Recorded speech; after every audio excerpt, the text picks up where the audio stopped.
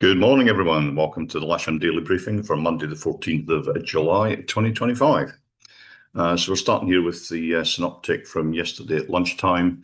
You can see the low pressures that are starting to deepen out in the Atlantic to the west of Ireland are starting to drive in some fronts. And indeed, last night, a weak cold front came through, and we're expecting another cold front later on today, around about lunchtime. If we run that through midnight tonight and into tomorrow, that low pressure that was to the west of Ireland has just moved into the Irish Sea, and it's driving in a couple of occlusions which are tightly packed, and they'll be tightening the isobars across southern England, and the wind will be picking up, and it doesn't look too good for Tuesday. I'm pretty sure we'll see some rain on Tuesday. Sat pick for today, there's a nice gap between those fronts coming our way, and we may well get something out of today in terms of flying and even in terms of cross-country flying. If we have a look at the rain radar, you can see the earlier front that went through is quite weak and fizzled out, and you can see the next front that's coming in, it's already up to sort of Exeter way. Looking at the rain forecast, then we'll just run that through hour on hour from 9 o'clock, and you can see that the front that's coming our way is going to bring a few showers, and that will hopefully be through by about maybe 2:30, 3 o'clock at the latest, and one or two of the showers could be quite heavy on that. There's no TAF being issued from Odium yet. Their METAR is 220 degrees 11 knots, greater than 10k visibility with few at 1,000 feet. Temperature 18, dew point 15, pressure 10, 12. But bear in mind, it's not quite 8 o'clock in the morning yet. I've gone up winds to Middle Wallop, and we do have a TAF there and a METAR. We'll just deal with the TAF. They're forecasting 230, 10 knots, greater than 10k visibility, few at 2,000 feet, with a 40% chance that between 11 o'clock and 2 o'clock, visibility down to 7 kilometres and light showers and rain, scattered clouds at 2,200, and then a 30% chance at between 1 o'clock and 3 o'clock, the wind going around 230, 13, gusting 25. Spot winds to the north of us, 1,000-foot wind, 230, 20, and the 2 and 5,000-foot winds are 220, 20 knots.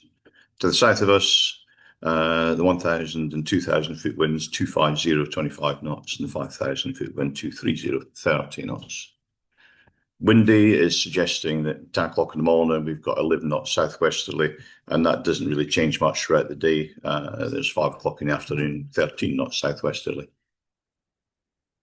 The local Met Office forecast for this area is showing the wind at, increasing in strength throughout the day till about 6 o'clock in the evening, 6, 7 in the evening, up to about 15 knots, but it's going to be southwesterly all day.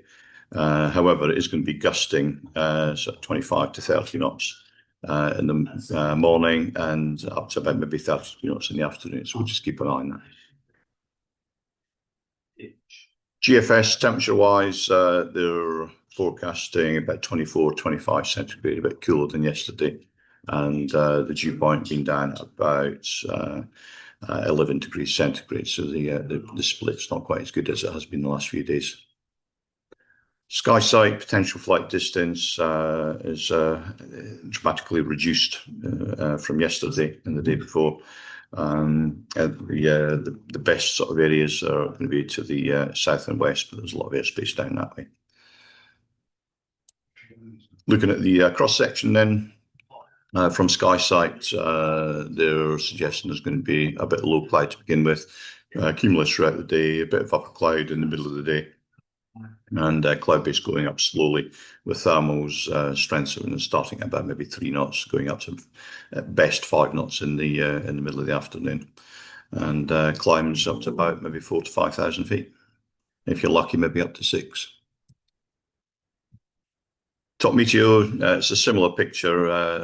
However, they think it's going to be a little bit better further north, and If we have a look at the thermal heights, hour on hour, this is sort of 9 o'clock in the morning. As we go through hour on hour, we're looking at three and a half, maybe getting up to 4,000 feet if you're lucky, close to Lasham. And then later on in the afternoon, getting a bit better, going up to about 1,600 meters, which is just over 5,000 feet. So no times today within 10 miles of Lasham. There's very little. And we've obviously got the Lasham comp itself. No times, but 27 and 28 just back to the northeast is ash ranges, and that's active throughout the day. So if we move on then to the local airfield briefing, we'll start with the ODM cross section, and we can see that the remnants of this weak cold front are still hanging around 6, 7 in the morning, which is up to about this time now because it's obviously UTC. But Clyde Bay is going up throughout the day, but there is going to be a bit spread out, and there's going to be some towering cumulus with a few showers as the next cold front comes through. There is a strong wind warning out, so please look after the aircraft out in the airfield, make sure they're parked properly, make sure you look after the canopies when you're getting in and out. So glider bookings today then, there's one K21 on booked instructional flying, so K21 casual list, K13 on trial lessons. There is single seat availability. There's nobody on the casual list, and the simulator is available as per usual. Wave expedition in the autumn, we're looking at the 5th to the 25th of October. And if you want to know about that, come and have a chat with Barry, Evan, or myself. If you want to book it, go and do it via the office. 2XL movements, there's nothing to report today. So the general situation is there's a low pressure to the west of Ireland that's driving a few fronts through our area. The weak cold front's already gone through, and there's another cold front due in about lunchtime, early afternoon. We'll be on runway 27 on the grass to the south of the main runway, and the cables will be on the south side as well.